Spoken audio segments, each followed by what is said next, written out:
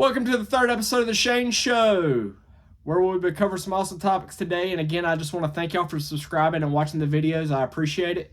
And we're just going to see where everything goes. And let's just get into the questions for this week. With the Vikings starting 0-3, could we see them trade their quarterback Kirk Cousins off? And if they were, who would be teams that would be interested in Kirk Cousins' service for the remainder of the season, because he will be a free agent in 2024? There's one answer.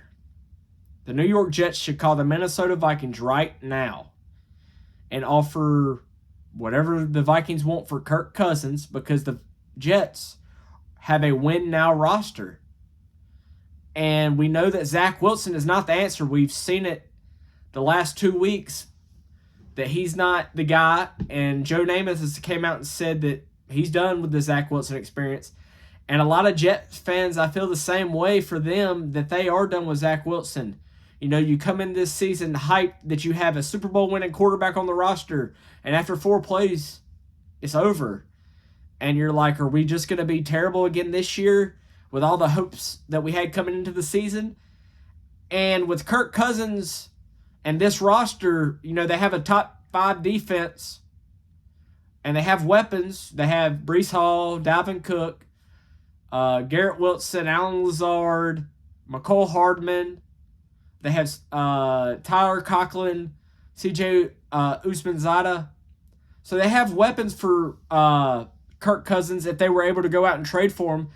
And if I was the Vikings, I would be looking to get my franchise quarterback to go with my franchise receiver, Justin Jefferson. There have been some reports to come out that Justin Jefferson is not happy with the situation in Minnesota. He has downplayed that. But we all know that, you know, he's just downplaying it because he doesn't want it to affect the locker room. But there could be some reports, and that could be true about Justin Jefferson, that he wants out. Kirk Cousins is not getting any younger. Justin Jefferson may want a guy that he can play the next 10 to 15 years with, instead of a quarterback that he may play 2 to 3 more seasons with, even though Kirk Cousins is getting him the ball. Also, the Jets need to make a move for a quarterback. They bring in Trevor Siemian. That's not a good quarterback to bring in. You have to bring in a good quarterback. Kirk Cousins, Matt Stafford, somebody of that stature. You know, he could get replaced. You know, breaking news just came out. Jimmy Garoppolo is out versus the Chargers. Could Aiden Connell come in and be the quarterback for the Raiders the rest of the year? It's happened to Jimmy several times. We know it already. So, I mean, Jimmy Garoppolo could be an option. He was an option for him in the offseason, but they ended up getting Aaron Rodgers. So, I would trade for Kirk Cousins. I would trade him if I was Minnesota. Get something now, because he could leave in free agency and you not get a dime for him. So, if I was the Vikings, I would trade him. And New York Jets, I would be on the phone trying to get him for your team. Now, let's get on to the next topic. Can Dak Prescott and the Dallas Cowboys bounce back versus the New England Patriots? Cowboys fans, it happened. We know what happened already. Double-digit favorites versus Arizona Cardinals. 11-point favorites. And you go lay an egg. Well, don't worry. Dak Prescott's looked good all season. He has. But he looked good when the defense puts him in great situations and you have short fields to go. Well, we have Tony Pollard. He can run the ball. You ran the ball well. But the Cardinals were able to stop it too. Like I've said before, and y'all Cowboys fans watching this, y'all are the Cowboys. We know what happens. You start 2-0, y'all are going to the Super Bowl. It could be, y'all could just come off a 4-13 season, and it's the day after the Super Bowl. And what are y'all Cowboys fans chanting? We're going to the Super Bowl. I know Dallas can bounce back versus the Patriots because the Patriots are not very good. Mac Jones is not a very good quarterback. He's a very dirty quarterback, but not a very good quarterback. The defense is still good. It gave up some yards last week, but you also lost Trayvon Diggs on Thursday. That hurts. You're game planning all week, and you lose him on Thursday. So I expect the defense to be better this week. I expect the Patriots to struggle on offense because Mac Jones is going to struggle against this defense. 11 from heaven is a stud, Micah Parsons. You have weapons all over the defense. Wolf Hunter, Leighton Vander Esch, DeMarcus Lawrence, Stephon Gilmore, Malik Hooker. You've got talent on defense, guys, but it comes back to quarterback. And Cowboys fans, y'all can tell me Dak's a top 10 quarterback all you want. He's not. 7 years, we know what Dak Prescott is. And I've said it on this show before, if you go back and watch it, with Zach Wilson. He's not as bad as that. He's a game manager, not a game winner. He'll have a flash in the pan. He'll throw for 350, 400 yards in a game. And then you'll expect it the next week. And what he'll do, he'll come out and lay an egg, throw for 175 with 2 interceptions. It's Dak being Dak. It's 7 years. He's a good quarterback in the league. He's not a franchise great. He's not top 10. He's a good quarterback. But your hopes are not that good for him. I expect them to bounce back, but it's going to be a fight. I expect a 24-21 ball game. You know, Cowboys fans, just be quiet until the playoffs. That's what we need y'all to do. And I may get some hate for this, but y'all gonna cowboy. We know it already. It's what y'all do. And, you know, you're gonna have a really good defense this year, but it all relies on Mr. Dakota Prescott. And he'll shrink when the time's big. We all know it. Next question. Are Tua Tagovailoa and the Miami Dolphins a threat? Yes. Yes and yes. Mike McDaniels is a wizard. Tua's a really good quarterback. You know, everybody forgets Burrow was the first pick in 2020, but it was tanked for Tua. Tua got hurt, and Burrow just killed it that season. But if Tua wouldn't have got hurt, Tua would have probably been the first overall pick. But there were injury concerns. But Tua struggled his first year. Brian Flores was the coach. Brian Flores brought in Ryan Fitzpatrick and started him over to it, and then reluctantly put Tua in. And it didn't look good. But then they went and hired him an offensive coach, Mike McDaniels, off the Kyle Shanahan tree. And what they do, they went out in the draft. They drafted Jalen Waddle from Alabama, a speedster. And the next offseason, after they fleeced the San Francisco 49ers for 3 first-round picks that the 49ers used to select Trey Lance, they traded one of them first-round picks for Tyreek Hill, who you cannot double cover, because if you do, you will be mistaken, because there's weapons all over this offense. Then they went and got Raheem Mostert, one of the fastest running backs in the league, just hampered by injuries. He's 31, but he hasn't played a lot. He's been hurt, so he's got tread on these tires. Then this year, they go out and they draft Devin Achane from Texas A&M, one of the fastest players in this draft. They have a track team on the field in Miami. They will outscore you. This may be the best offense since the 1999 St. Louis Rams, when they had Falk, Kurt Warner, Isaac Bruce, and Torrey Holt. You have 2 running backs. You have 2 receivers. And then the best part about having your 2 receivers is then you have Robbie Chosen, formerly known as Robbie Anderson, who is a speedster as well that was active last week since Jalen Waddle was out with a concussion, who can burn the top off of defense just like Tyreek and Jalen Waddle. And Tua's just going to sling that thing. And Tua's not going to throw it in a situation that he doesn't trust, that he's putting his best player in the best situation possible. So the the Miami Dolphins are a threat. Now, injuries can hamper that. We all know that. Injuries happen. So, barring any injuries, I think they're on a collision course. I really do. I think this could be, they said it was Buffalo. Got through them. They said it was Cincinnati. Now, Cincinnati won the AFC Championship game versus the Chiefs. I think this could be the biggest threat to the Kansas City Chiefs. Is their former wide receiver coming back to Arrowhead and torching them. But as long as they got 15 on the other side in Kansas City, I'm not scared. But I think the Dolphins are contenders, and I think they are real. And I think the offense is just going to score a lot of points, and their defense is not bad.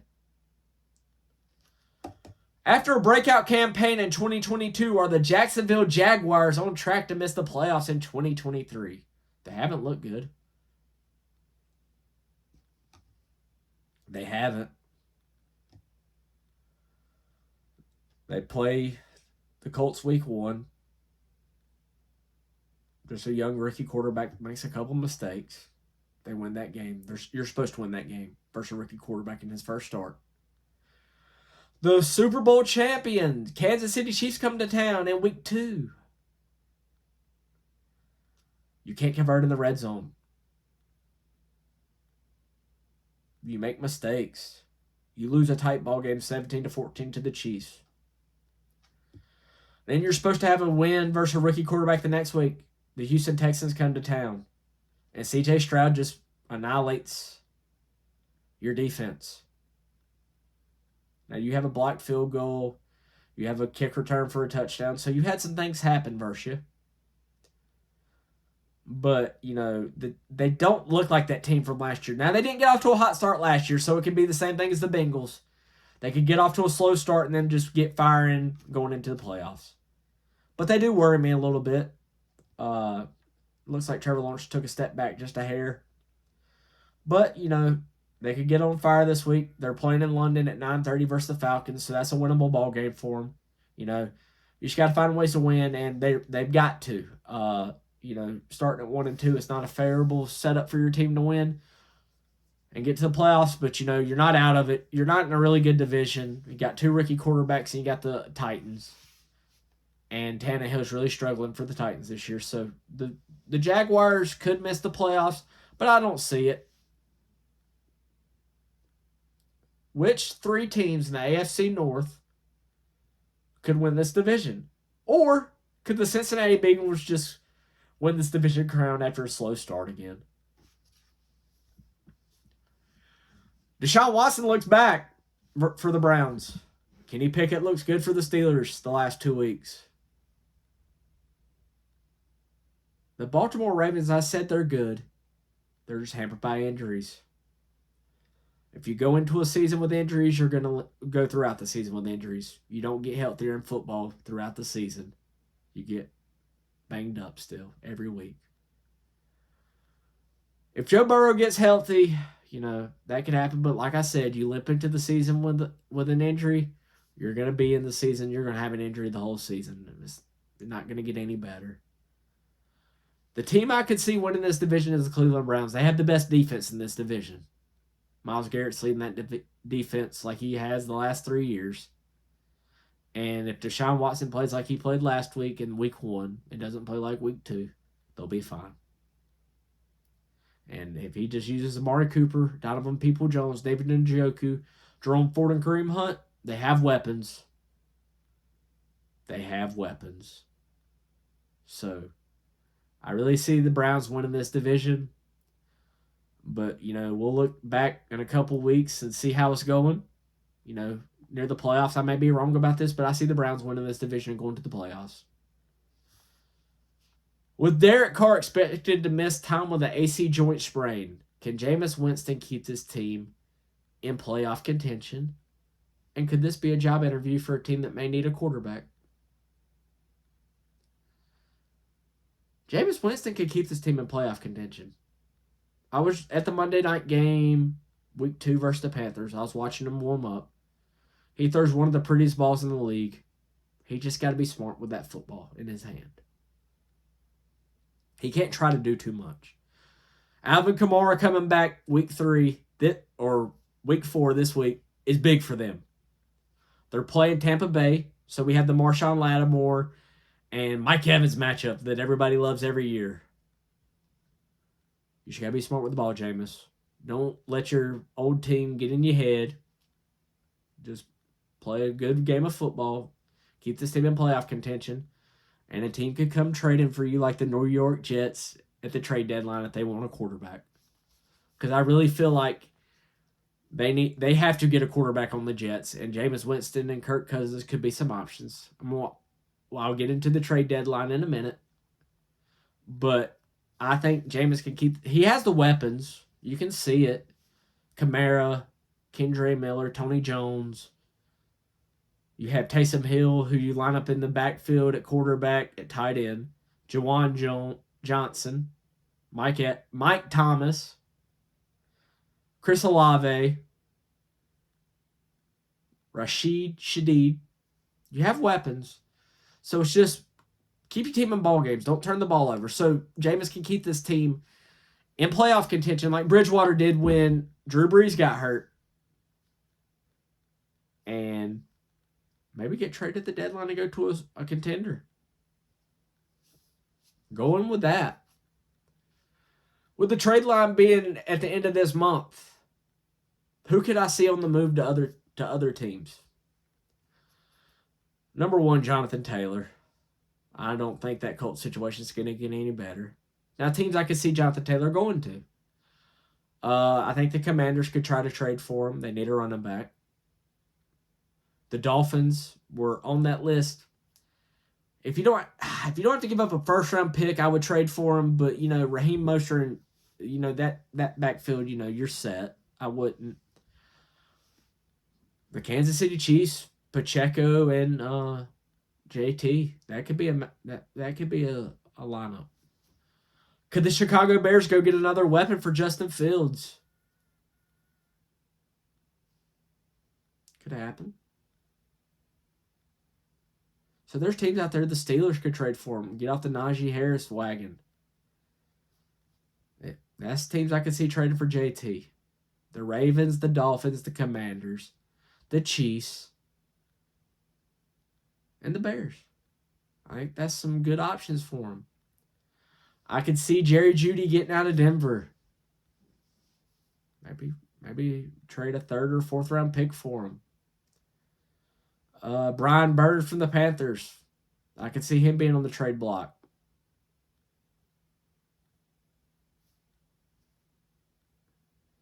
What about Devontae Adams? He could be on the market. I said Kirk Cousins. Jameis Winston, if he plays well enough, could be on the market. I'm going to throw another name out there. Matthew Stafford. Could the Rams look to trade Stafford, get some picks for him, move off the quarterback, and get him a quarterback next year in the draft? Defenders I could see on the move. Justin Simmons from the Broncos. I think this Broncos thing could be a fire sale at the deadline. If they're not very good, I could see it being a fire sale. And getting picks for Sean Payton to build his team.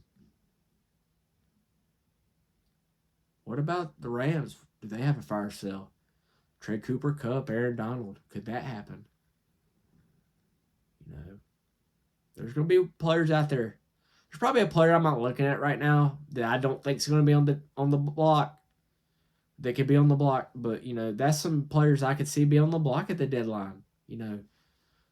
Win now teams will try to make win now moves at the deadline. That's how you win championships.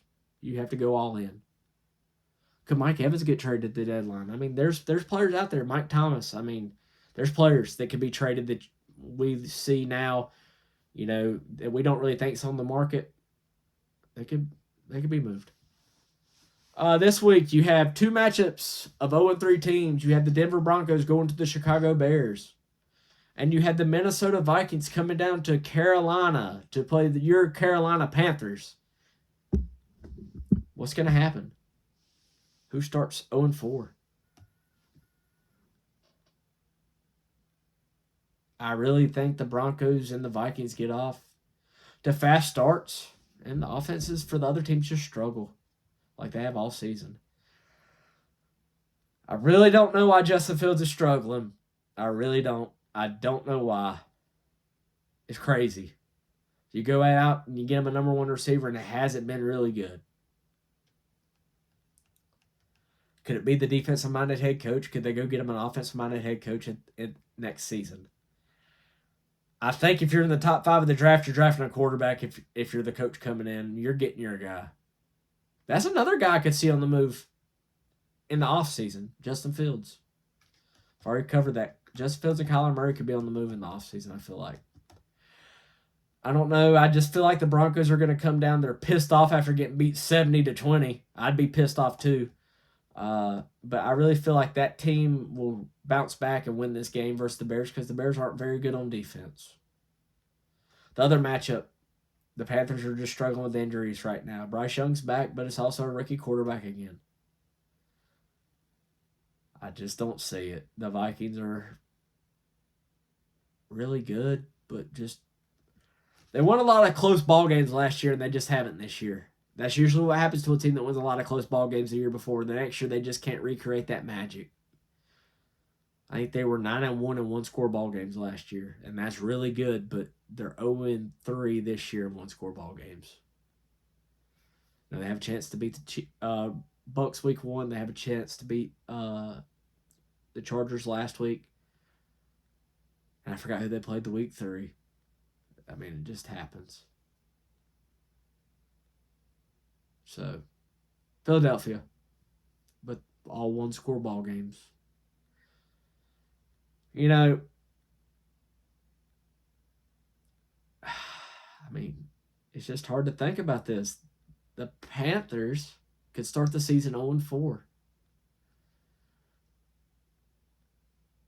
How did it get this way? And the cool part about it is I'm going to get into it. We're going to go all the way back to how we got to this point in 2023. So I will be dropping my own 10-part series on the Carolina Panthers. It's exciting. I've started it. I've started getting ready. I've got notes for the first episode. Probably a 30, 40-minute episode. We're going to start where it all began. Where all this team fell apart. We're going to start in 2010. Where it began and how it came to an end and how we've got into this situation where we're still looking for a quarterback. So that's a short episode for this week. I appreciate the subscribers. I appreciate y'all watching the videos. And again, I'm dropping a 10-part series on my Carolina Panthers. You'll want to tune in. It's going to get in depth of what happened. We're going to go all the way back from when John Fox and Jimmy Clausen were moved off of, and we brought Ron Rivera and Cam Newton in.